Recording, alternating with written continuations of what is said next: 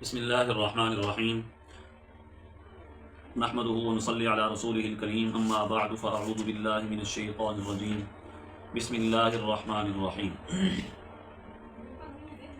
سورۃ الطارق کا ہم نے ترجمہ اور مختصر وضاحت کے ساتھ تفسیر کی تھی۔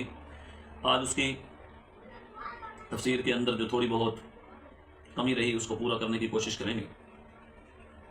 اس سورہ مبارکہ میں حق تعالی جل شانہ نے آسمانوں اور ستاروں کی قسم کھا کر یہ ارشاد فرمایا کہ ہر انسان پر ایک محافظ نگران مقرر ہے جو اس کے تمام افعال، اعمال، حرکات و سکنات کو دیکھتا بھی ہے، جانتا بھی ہے۔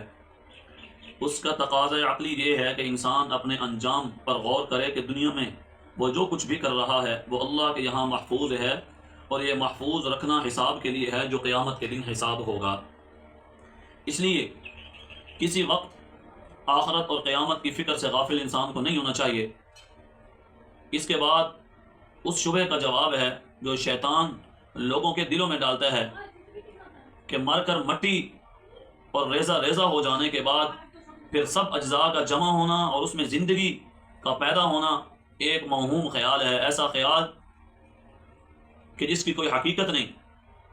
اللہ تعالیٰ نے قرآن مجید میں ارشاد فرمایا اِنَّهُ عَلَىٰ رَجْعِهِ لَقَادِرٌ، کہ وہ خدا جس طرح انسان کو پہلی مرتبہ عدم سے وجود میں لانے پر قادر ہے، انسان کو اللہ تعالیٰ نے جس طرح عدم سے وجود بخشا، انسان نہیں تھا، اللہ نے انسان کو بنایا، خوبصورت شکل عطا فرمائی، اور اب انسان چل پھر رہا ہے، تو اس عدم کو وجود میں لانے والے انسان کو دوبارہ مٹی میں ملانا اور پھر مٹی سے دوبارہ زندہ کرنا یہ اللہ تعالیٰ کے لیے کوئی مشکل نہیں ہے۔ سورہ بروج میں جیسے اللہ تعالیٰ نے فرمایا اِنَّهُ هُوَ يُبْدِئُ وَيُعِيدُ، اسی طریقے سے اللہ تعالیٰ فرماتے ہیں اِنَّهُ عَلَىٰ رَجْعِهِ لَقَادِرٌ، کہ وہ آپ کو دوبارہ مرنے کے بعد اٹھانے پر البتہ قادر ہے۔ چاہے انسان مٹی کے اندر دفن ہو جاتا ہے، پھر وہی مٹی انسان کو کھا جاتی ہے، ہڈیاں مٹی کے ساتھ مل جاتی ہیں، گوشت انسان کے جسم پہ باقی نہیں رہتا، زمین کے ذرات کے ساتھ مل جاتا ہے، لیکن جب حکم ربی ہوگا قیامت کے دن تو وہ کامل انسان بن کے اللہ کے حکم سے کھڑا ہو جائے گا۔ تو شیطان نے یہ وہم ڈالا کہ ایک چیز ریزہ ریزہ ہو جاتی ہے، وہ دوبارہ کیسے زندہ ہو سکتی ہے، یہ خیال انسان کے دل میں ڈالنے والا شیطان ہے۔ وہ بھائی جو اللہ انسان کا ایک کنسپٹ ہمارے ذہن میں نہیں تھا، جو اللہ اس چیز کو پیدا کر سکتا ہے جو کسی کے ذہنوں میں نہیں تھی، وہ اللہ بعد میں مرنے کے بعد زندہ کیوں نہیں کر سکتا؟ تو میرے دوستو، اس وہم کے اندر رہنا کہ کیسے زندگی ہمیں ملے گی، مرنے کے بعد کیسے اٹھائے جائیں گے، یہ صرف وہم ہے۔ حقیقت یہ ہے کہ اللہ تعالیٰ نے مرنے کے بعد انسان کو قیامت کے دن دوبارہ زندہ کرنا ہے۔ آنکھیں بند صرف موت جو واقع ہوئی ہے وہ صرف دنیاوی زندگی سے واقع ہوئی ہے، جیسے ہی قبر میں رکھا جائے گا جزا و سزا کا سلسلہ شروع ہو جائے گا۔ اللہ تعالیٰ ہمیں آخرت کی تیاری کی توفیق نصیب فرمائیں۔ جواب میں یہ شیطان نے جو وسوسہ ڈالا، اس کے جواب میں انسان کی ابتدا کی تخلیق پر غور کرنے کی ہدایت ہے، وہ کس طرح مختلف ذرات اور مختلف مواد سے ہوتی ہے۔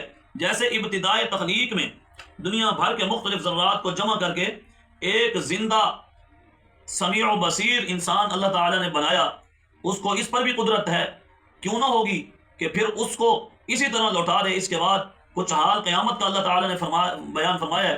دوسری قسم زمین اور آسمان کی کھا کر غافل انسان کو یہ جتلایا کہ جو کچھ اس کو فکر آخرت کی تلقین کی گئی ہے اس کا مذاق دل لگی نہ سمجھے، یہ ایک حقیقت ہے جو سامنے آ کر رہے گی۔ آخر میں کفار کے اس شبہ کا جواب دیا گیا کہ کفر اور شرک اور معاصی اگر اللہ تعالیٰ کو پسند نہیں تو پھر دنیا ہی میں ان پر عذاب کیوں نہ آ جاتا۔ اس پر صورت ختم کی گئی، یعنی کافروں نے وَأَكِيدُ كَيْدًا فَمَهِّلِ الْكَافِرِينَ أَمْهِلْهُمْ رُوَيْدًا، اس آیت کا جو ترجمہ کیا تھا، اس ترجمے کا مطلب یہ تھا کہ اس کا خلاصہ یہ ہے کہ کافر کہتے تھے کہ اللہ تعالیٰ اگر اتنی قدرت والے ہیں اور اللہ تعالیٰ کفر و شرک کے اتنے سخت خلاف ہیں تو پھر اللہ تعالیٰ ہم پر دنیا ہی میں عذاب نازل کر دیں۔ تو ان کا جواب یہ دیا کہ نبی پاک صلی اللہ علیہ وسلم کو ارشاد ہے، اللہ تعالیٰ نے حکم فرمایا نبی پاک علیہ الصلوۃ والسلام کو، کیا فرمایا؟ لہذا اے پیغمبر تم ان کافروں کو ڈھیل دو، انہیں تھوڑے دنوں اپنے حال پر ہی چھوڑ دو، ڈھیل دو ان کو ڈھیل دو۔ ڈھیل دینے سے یہ مطلب مراد نہیں ہے کہ اللہ تعالیٰ کی پکڑ نہیں آئے گی، اللہ کی پکڑ آئے گی، اللہ تعالیٰ کی پکڑ آئے گی، لیکن اللہ تعالیٰ نے رسی کو ڈھیلا چھوڑا ہوا ہے۔ رسی کو ڈھیلا چھوڑا ہوا ہے. فمہل الکافرین امہلہم رویدا, کہ اللہ تعالیٰ کی اس ڈھیل کو کافر یہ سمجھ رہے ہیں کہ کفر و شرک اللہ تعالیٰ کے غضب کو دعوت نہیں دیتا. نہیں, اللہ کے غضب کو دعوت دینے والی چیز کفر و شرک ہے, لیکن اللہ تعالیٰ نے اپنے پاک پیغمبر صلی اللہ علیہ وسلم کو ارشاد فرمایا کہ ان کو ڈھیل دی ہوئی ہے. پکڑ اللہ تعالیٰ کی ہوگی انشاءاللہ. اللہ تبارک و تعالیٰ ہمیں عمل کرنے کی توفیق نصیب فرمائیں. اگر آپ حضرات ہمارے چینل پہ نئے ہیں تو چینل کو سبسکرائب, شیئر اور بیل آئیکن پریس کر دیں, اور اچھے کومنٹ کریں, اپنی رائے کا اظہار کریں. السلام علیکم ورحمۃ اللہ وبرکاتہ.